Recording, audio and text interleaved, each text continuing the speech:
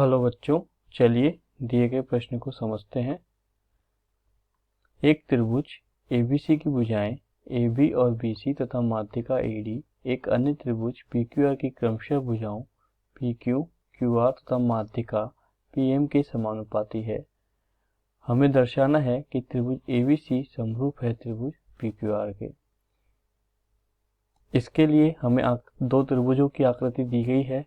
त्रिभुज ABC, यहाँ AD माध्यिका है, BC भुजा को दो बराबर भागों में डिवाइड करती है।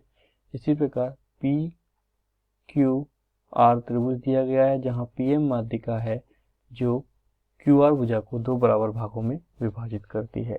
तो चलिए हम लिखते हैं। हमें दिया गया है AD व PM क्रमशः त्रिभुज ABC व त्रिभुज PQR की माध्यिका है, जो क्रमशः भुजा BC व QR को दो बराबर भागों में विभाजित करती है।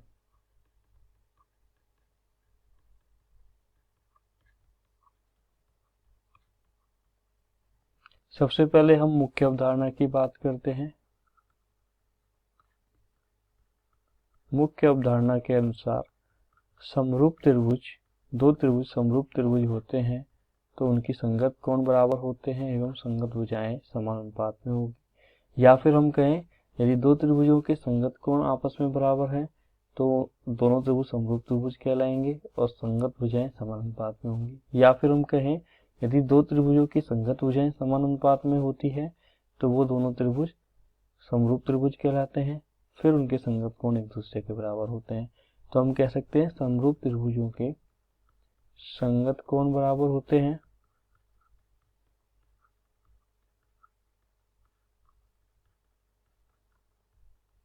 दूसरा, संगत भुजाएं समान अनुपात में होती है।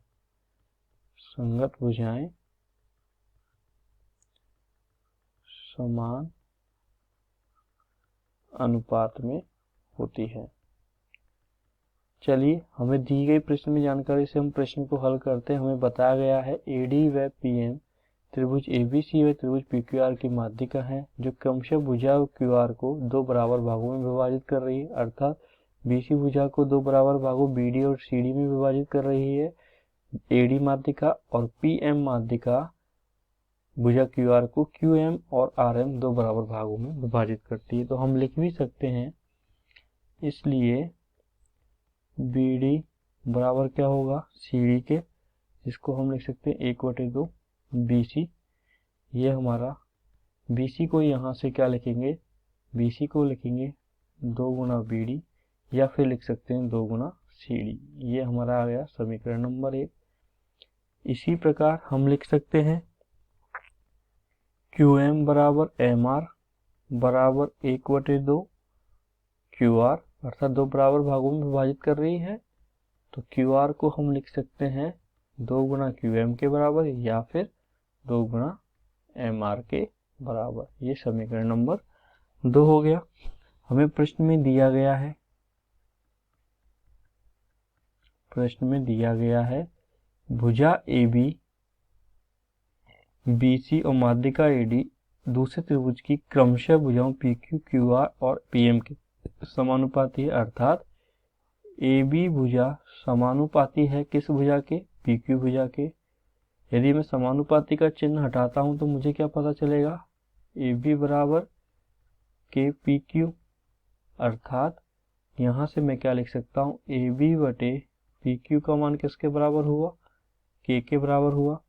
इसी प्रकार भुजा BC किसके समानुपाती है, भुजा BC समानुपाती है QR भुजा की। तो इसी प्रकार लिख सकता हूँ BC बराबर KQR, अर्थात BC बटे QR किसके बराबर हो जाएगा, K के।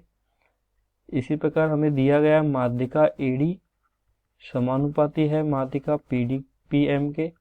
तो यहाँ से लिखेंगे AD बराबर KPM, अर्थात AD बटे PM बराबर के।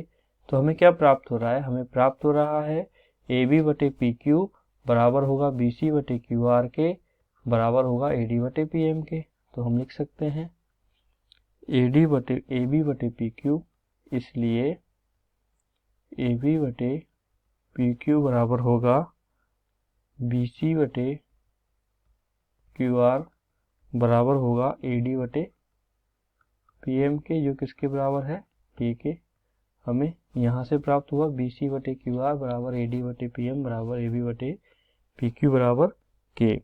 अब चूंकि हमें त्रिभुज ए बी सी व त्रिभुज पी क्यू आर को समरूप सिद्ध करना है, त्रिभुज ए बी सी और त्रिभुज पी क्यू आर को समरूप बनाना है, तो समरूप बनाने के लिए हम क्या करेंगे, सबसे पहले दिए गए जो हमारा मान है उसको हल करेंगे। तो इसको हम समीकरण 3 मान लेते हैं। समीकरण 3 के बाद यदि मैं ए बी बटे पी क्यू को एज इट इज रहने दूं और बी सी को मैं लिख दूं 2BD और क्यू आर को मैं लिख दूं 2QM बराबर AD और PM को मैं समान रहने दूं, तो यहाँ से मुझे प्राप्त होगा AB बटे PQ बराबर BD बटे QM बराबर होगा AD बटे PM। ये होगा समीकरण 4। ये आया कहाँ से, ये आया हमारा समीकरण 1 व 2 से। समीकरण 1 व 2 से हमें BC को लिखा है 2BD। समीकरण 1 में हम देखेंगे BC बराबर है 2BD और QR बराबर है 2QM। तो यहाँ से हमने इसको लिखा BC बराबर 2BD एवं QR बराबर 2QM हमने लिख करके प्राप्त किया है समीकरण नंबर 4। तो यहाँ से अब बात करते हैं त्रिभुज ABD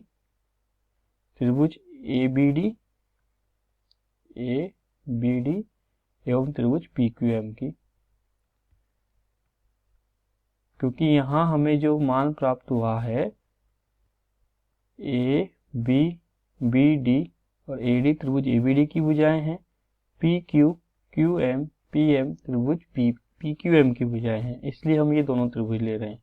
तो त्रिभुज ABD व त्रिभुज PQM से हमें क्या पता है, हमें पता है AB बटे PQ है BD बटे QM के बराबर है AD बटे PM के।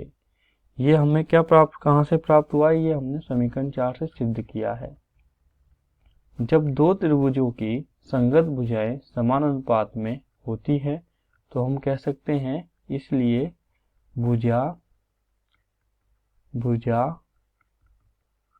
अर्थात साइड समरूपता कसौटी से क्या होगा, समरूपता कसौटी से त्रिभुज ABD समरूप हो जाएगा त्रिभुज PQM के। जब दो त्रिभुज एक दूसरे के समरूप होते हैं तो उनके संगत कोण बराबर होते हैं। तो चलिए हमें क्या प्राप्त हो गया, त्रिभुज ABD समरूप है त्रिभुज PQM के। ये क्या है, समरूप त्रिभुज है। हमें प्राप्त हुआ है त्रिभुज ABD समरूप है त्रिभुज PQM के। जब दो त्रिभुज समरूप त्रिभुजों के संगत कोण बराबर होते हैं, समरूप त्रिभुजों के संगत कोण बराबर होते हैं, तो यहाँ से हम लिखेंगे कोण A बराबर हो जाएगा कोण P के, कोण ABD बराबर हो जाएगा कोण PQM के, और कोण ABD को हम क्या लिख सकते हैं, क्योंकि B और D एक ही रेखा पर है, BCD एक ही रेखा के बंदे हैं, एक ही रेखा के कोण है, तो कोण ABD एक होगा तो कोण ABC भी एक ही होगा, कोण PQM 2 होगा तो कोण PQR भी 2 होगा। तो इसको हम लिख सकते हैं, कोण ABD को क्या लिख सकते हैं फिर, ABC बराबर कोण PQR। ये इसको हम समीकरण 5 मान लेते हैं। अब चलिए हमें जो त्रिभुज समरूप त्रिभुज सिद्ध करने हैं हमें प्राप्त हो गया है कोण ABC बराबर कोण PQR समीकरण 5 से। चलिए हम जिन त्रिभुजों को हमें समरूप सिद्ध करना है उनकी बात करते हैं, त्रिभुज ABC व त्रिभुज PQR की। तो लेते हैं त्रिभुज ABC व त्रिभुज PQR से। तो हम देखेंगे कि हमें समीकरण नंबर 3 में यदि हम प्रथम दो पद को लेंगे तो प्रथम दो पद की दोनों भुजाएं एक दूसरे के समानुपाती हैं। हम लिख सकते हैं AB बटे PQ बराबर BC बटे QR, अर्थात दोनों की संगत भुजाएं एक दूसरे के बराबर है, तो उन दोनों संगत भुजाओं के मध्य का कोण भी बराबर होना चाहिए, जो कि समीकरण 5 से हमने लिखा है। तो समीकरण 3 से तो हमें यह प्राप्त हुआ, और कोण ABC बराबर है कोण PQR के, ये समीकरण 5 से हमें प्राप्त हुआ है। तो हम लिख सकते हैं त्रिभुज ABC समरूप हो जाएगा त्रिभुज PQR के, जहां पर कोण B कोण Q के बराबर है, कोण Q कोण B के बराबर है। AB बटे PQ बराबर BC बटे QR है, ये हमें दिया गया है। ये समरूप कहाँ से हो गए? हमारे हो गए कोण भुजा समरूपता कसौटी से, अर्थात SAS समरूपता कसौटी से। SAS समरूपता कसौटी क्या बोलती है? दो संगत भुजाएं एवं उनका मध्य का कोण एक दूसरे के बराबर हो तो वो दोनों त्रिभुज क्या होंगे? समरूप त्रिभुज होंगे। तो हमारे यहाँ से क्या प्राप्त हुए? त्रिभुज ABC समरूप हो जाएगा त्रिभुज PQR के। हमें दिए गए प्रश्न में यही सिद्ध करना था। तो आशा करता हूँ जिस प्रकार हमने मुख्य अवधारणा की सहायता से दिए गए प्रश्न को हल किया है एवं त्रिभुज ABC व त्रिभुज PQR को समरूप सिद्ध किया है, आपको समझ में आया होगा। धन्यवाद।